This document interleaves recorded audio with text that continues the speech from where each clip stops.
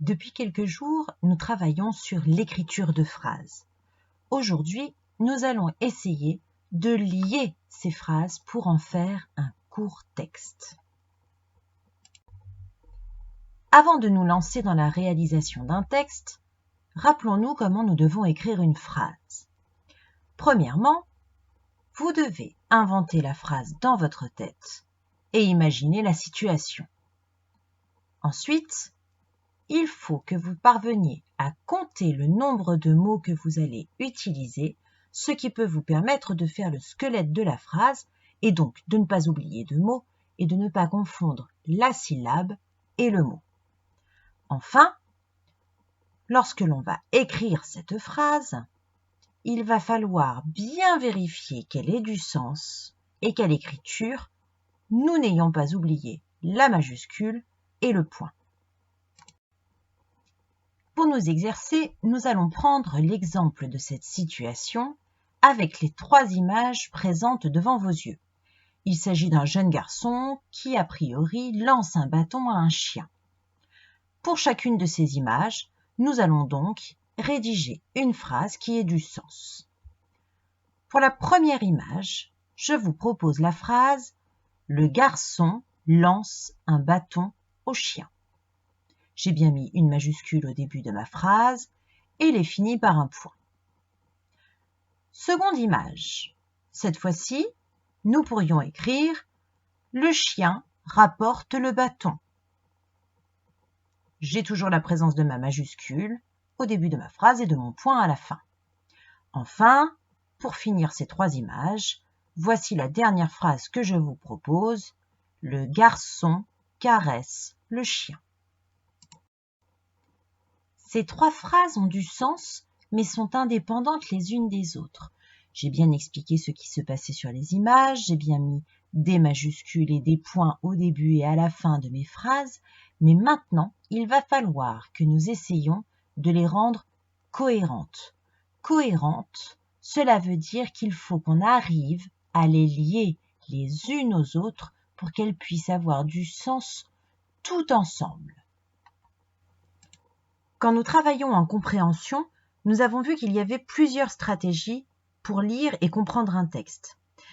Et bien ici, il va falloir mettre en pratique ces stratégies pour pouvoir les écrire à présent à l'intérieur d'un texte. L'une des stratégies est de repérer le lieu de l'histoire. Et bien ici, il serait intéressant de pouvoir rajouter où la situation se déroule. Donc je vous propose de mettre au début de ma phrase dans le jardin. Comme ça, nous savons où se passe l'action. Dans la seconde phrase, il serait intéressant de préciser la durée de l'action. Est-ce que ce chien rapporte le bâton tout de suite? Est-ce qu'il le rapporte plus tard? Est-ce qu'il ne le rapporte pas? Or ici, il semblerait que le chien rapporte le bâton très vite.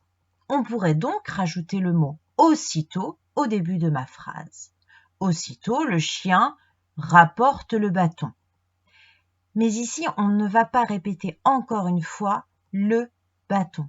Pour éviter la répétition du mot bâton, on va juste laisser le mot le. Aussitôt, le chien le rapporte. On sait que l'on parle du bâton de l'image précédente. Enfin, dans la dernière image, ce que nous pourrions voir, c'est l'état dans lequel est le personnage. Si vous regardez bien l'image, le jeune garçon a l'air très heureux. Dans ce cas-là, on pourrait rajouter à l'intérieur de notre phrase l'émotion, l'état dans lequel est ce personnage. Ici, j'ai rajouté le mot « ravi » pour préciser que le jeune garçon est très content. Réunissons à présent ces 3 phrases avec les modifications que nous avons faites dedans. Je vous lis à présent le texte que nous avons réussi à concevoir. Dans le jardin, le garçon lance un bâton au chien. Aussitôt, le chien le rapporte. Ravi, le garçon caresse le chien.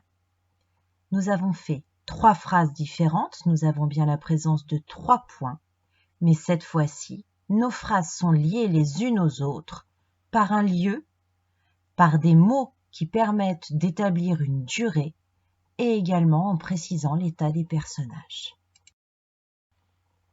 Alors, une petite synthèse. Pour pouvoir écrire un texte, il faut déjà concevoir les phrases indépendamment les unes des autres. Donc 3 images, 3 phrases. Ensuite, on peut essayer de faire du lien.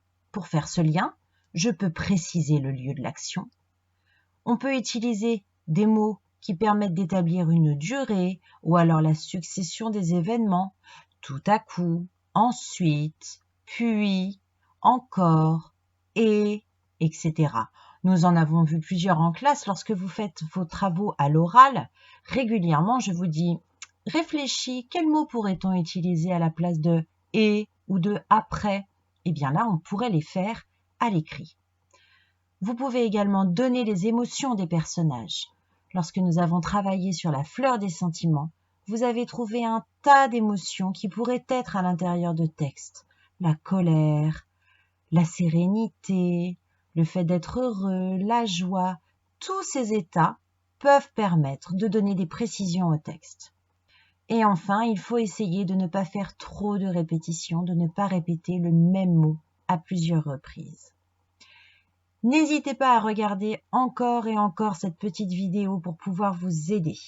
À présent, nous allons essayer d'écrire des textes.